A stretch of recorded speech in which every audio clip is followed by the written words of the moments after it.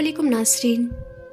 ए ईमान वालों, रोज़े तुम पर इस तरह फ़र्ज़ किए गए हैं जैसे तुमसे पहले लोगों पर फ़र्ज़ किए गए, और रोज़ेदार मर्द और रोज़ेदार औरतें कसरत से अल्लाह तबारक व तआला का ज़िक्र करने वाले मर्द और कसरत से अल्लाह तबारक व तआला का ज़िक्र करने वाली औरतें। अल्लाह ने इनके लिए बख्शिश और अज़्र अज़ीम तैयार कर रखा है। अल्लाह तबारक व तआला फरमाता है, रोज़ा मेरे लिए है और मैं ही इसका अज़्र दूंगा। हुज़ूर अकरम सल्लल्लाहु तआला अलैहि वसल्लम ने फरमाया, जिसकी ज़िंदगी में रमज़ान का महीना आया उसकी बख्शिश ना हुई तो वो बदकिस्मत है। आप सल्लल्लाहु तआला अलैहि वसल्लम ने फिर फरमाया, हर चीज़ की कोई ज़कात होती है जबकि जिस्म की ज़कात रोज़ा है। हुज़ूर अकरम सल्लल्लाहु तआला अलैहि वसल्लम ने फरमाया, रमज़ान के महीने में अल्लाह ने मेरी उम्मत को 5 ऐसी चीज़ें अता की है जो इससे पहले किसी उम्मत को नसीब नहीं हुई। पहली ये कि रोज़ा रखने वाले के मुंह से जो बू निकलती है अल्लाह तबारक व तआला को वो मुश्क से भी ज़्यादा महबूब है।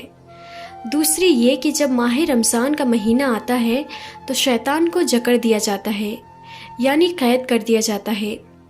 तीसरी ये कि रोज़ादार जब तक रोज़े में रहता है फरिश्ते उसके लिए मग़फ़िरत की दुआएं करते हैं। चौथी बात ये कि जब माह रमज़ान की आखिरी रात आती है तो इसके सारे गुनाहों को बख्श दिया जाता है, इसे जहन्नम से आज़ादी का परवाना मिल जाता है। पांचवी फजीलत जो मुसलमान को अता की गई, जब रोज़ादार इस दुनिया से रुखसत होता है तो उसके लिए जन्नत को तैयार किया जाता है। अल्लाह तबारक व तआला ने रोज़ेदार के लिए जन्नत का एक ख़ास दरवाज़ा बनाया है जिसे रैयान कहा जाता है। फिर कहा, मैं रोज़ेदार को उसकी मज़दूरी का अज़्र खुद अता करूँगा। नाज़रीन, अल्लाह के नज़दीक ये दुनिया राई के दाने के बराबर भी हैसियत नहीं रखती। राई का दाना चावल के दाने के 10वें हिस्से के बराबर होता है। जब अल्लाह ताला खुश होकर खुद अज़्र अता करेगा तो फिर अल्लाह तबारक व तआला के अता करने की कोई हद ही नहीं। सुभान अल्लाह। लेकिन जो लोग माह रमज़ान के महीने के रोज़े नहीं रखते तो उनके लिए अल्लाह ताला ने कौन सा अज़ाब तैयार कर रखा है। जहन्नम में उनके साथ क्या किया जाएगा, एक रोज़ा छोड़ने पर कितने 100 साल जहन्नम में जलाया जाएगा। इसके अलावा इस वीडियो में ये भी बताया जाएगा वो कौन से 10 काम हैं जिनकी वजह से रोज़ा टूट जाता है। सबसे पहले रमज़ान का एक छोटा सा वाक़या बयान करते हैं जिसे सुनकर आपके ईमान में मजीद इजाफा होगा। जब यतीम बच्चों ने फाके से रोज़े रखे तो उनके साथ क्या हुआ। बीवी ने इमरान से कहा कि इफ्तारी की सारी तैयारियां पूरी हो चुकी हैं, बस अब फ्रूट काटना बाकी है। इफ्तारी में कुछ मिनट बाकी हैं, आप किचन में आकर मेरी थोड़ी सी मदद कर दो। इमरान, जो कि लाहौर में एक मिडल घराने से ताल्लुक़ रखता था, बताता है, जब मैंने बीवी की बात सुनकर किचन में जाकर तरबूज काटना शुरू कर दिए तो कुछ ही देर में इफ्तार की तमाम तैयारियां मुकम्मल हो गई।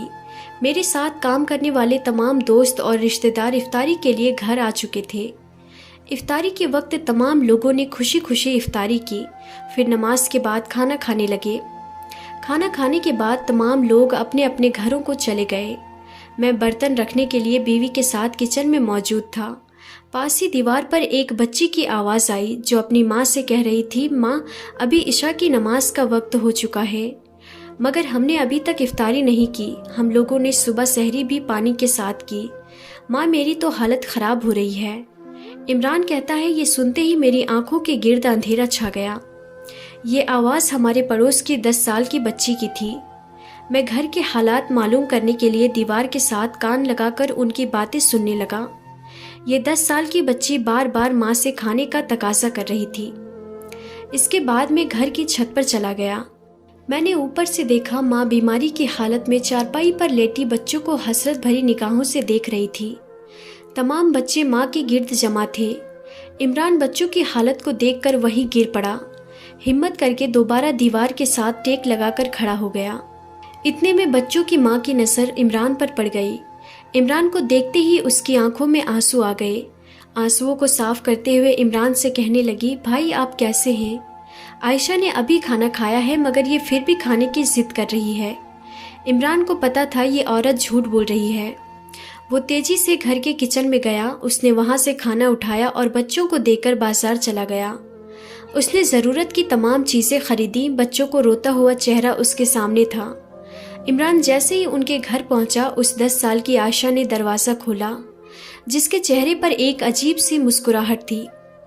اس کی آنکھیں خوشی سے چمک اٹھی۔ وہ شور مچانے لگی، دیکھو عمران بھائی ہمارے لیے کیا لائے ہیں۔ عمران کے دل میں ایک عجیب سی خوشی اور اطمینان تھا۔ اس نے تمام بچوں کو باری باری اپنے سینے سے لگایا۔ ماں نے جب یہ دیکھا تو وہ بلک بلک کر رونے لگی۔ عمران نے ان لوگوں کو کہا، آج سے تمہاری افطاری اور سحری میری طرف سے ہے، آپ لوگوں کو پریشان ہونے کی ضرورت نہیں، انشاءاللہ رمضان کے بعد بھی میں آپ لوگوں کو راشن دیتا رہوں گا۔ ناظرین، اس کے بعد یہ لوگ سحری اور افطاری عمران کے گھر میں کرتے۔ ایک دن عمران نے خواب میں دیکھا کہ جنت میں ایک ایسا محل ہے جس کے بیرونی اور اندرونی حصے صاف نظر آ رہے ہیں۔ دودھ اور شہد کی نہریں آس پاس بہہ رہی ہیں۔ چھوٹے چھوٹے بچے اس محل میں کھیل رہے ہیں۔ ہر طرف پھلوں کے باغ ہیں۔ اس نے پوچھا، یہ محل کس کا ہے؟ غیب سے آواز آئی، یہ محل تمہارا ہے، کیونکہ تم یتیم بچوں کو سحری اور افطاری کرواتے ہو۔ یہ محل ہر اس آدمی کے لیے ہے جو اچھی طرح بات کرے، دوسروں کو کھانا کھلائے، ماہ رمضان کے روزے رکھے، تہجد کی نماز پڑھے۔ ناظرین، ایک صحابی نے حضور اکرم صلی اللہ تعالیٰ علیہ وسلم سے پوچھا، مجھے کوئی ایسا عمل بتا دیں جس کی وجہ سے جنت مجھ پر واجب ہو جائے۔ آپ صلی اللہ تعالیٰ علیہ وسلم نے فرمایا، اچھی بات کرنا اور دوسروں کو کھانا کھلانا۔ اس رمضان کے مہینے میں لوگوں کے گھروں میں انتہائی غربت ہے، انہیں کھانا کھلا کر جنت میں اپنے لیے محل بنا لو۔ ناظرین، ماہ رمضان وہ مہینہ ہے جس میں قرآن پاک اتارا گیا۔ اسلام کی بنیاد 5 چیزوں پر ہے۔ یہ کی گواہی دینا کہ اللہ کے سوا کوئی معبود نہیں، محمد صلی اللہ تعالیٰ علیہ وسلم اللہ کے رسول ہیں، نماز قائم کرنا، زکوٰۃ دینا، حج کرنا اور رمضان کے روزے رکھنا۔ حضور اکرم صلی اللہ تعالیٰ علیہ وسلم نے فرمایا، معراج کی رات میں ایک پہاڑ پر چڑھا، جب اوپر پہنچا تو شدید قسم کی آوازیں آ رہی تھی۔ میں نے کہا، یہ آوازیں کیسی ہیں؟ فرشتوں نے کہا، یہ جہنمیوں کی آہو بکا ہے۔ میں نے دیکھا کچھ لوگ کونچوں کے بل لٹک رہے ہیں، ان کی باچیں کٹی ہوئی ہیں، ان کی باچوں سے خون بہہ رہا ہے۔ میں نے پوچھا، یہ کون لوگ ہیں؟ فرشتوں نے کہا، یہ وہ لوگ ہیں جو افطاری سے پہلے ہی اپنے روزے افطار کر لیا کرتے تھے۔ ناظرین، جو لوگ رمضان کے روزے نہیں رکھتے ان کو کس قدر عذاب کا سامنا کرنا پڑے گا۔ جو آدمی ایک روزہ چھوڑے گا وہ 9 لاکھ برس تک جہنم کی آگ میں ڈالا جائے گا۔ حضور اکرم صلی اللہ تعالیٰ علیہ وسلم نے فرمایا، جو آدمی جان بوجھ کر رمضان کا ایک روزہ چھوڑے، وہ اگر ساری زندگی بھی رمضان کے روزے رکھتا رہے تو وہ اس کے ایک روزے کے برابر پہنچ نہیں سکتا۔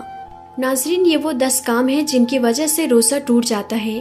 اگر روزہ دار اپنی بیوی سے جمع کرے تو اس کا روزہ ختم ہو جائے گا۔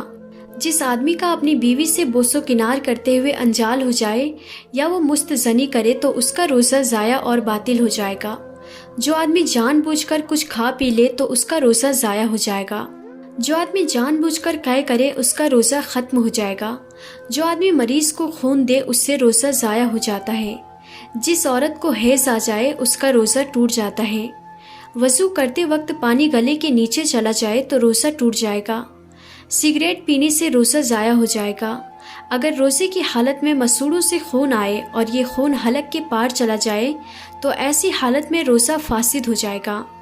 روزے کو دوبارہ رکھنا ضروری ہے۔ جو آدمی روزہ رکھتے ہوئے باطل کام اور باطل کلام نہ چھوڑے تو اللہ تبارک و تعالیٰ کے لیے اس کو بھوکے پیاسے رہنے کی کوئی ضرورت نہیں۔ تو ناظرین، آج کے لیے بس اتنا ہی۔ ہم پھر ملتے ہیں اگلی نئی ویڈیو میں، تب تک کے لیے خدا حافظ۔